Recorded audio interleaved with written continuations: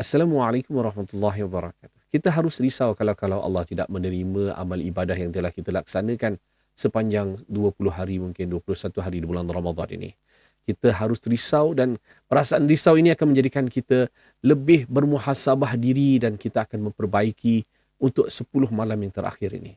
Kita mungkin laksanakan amal ibadah lebih daripada orang lain, tapi kita riak, kita sombong, kita mungkin mengatakan kita lebih baik dari orang lain dan sebagainya. Kita memperbaikilah diri kita, dan kita pastikan 10 malam terakhir ini akan menutup segala kekurangan-kekurangan bagi hari-hari yang telah kita lalui yang lalu. Kita pastikan kita ikhlas dalam amal ibadah kita untuk Allah menerima, dan tentunya kita harus mengikuti contoh-contoh yang diajar oleh Nabi Muhammad SAW untuk diterima amal ibadah yang kita laksanakan.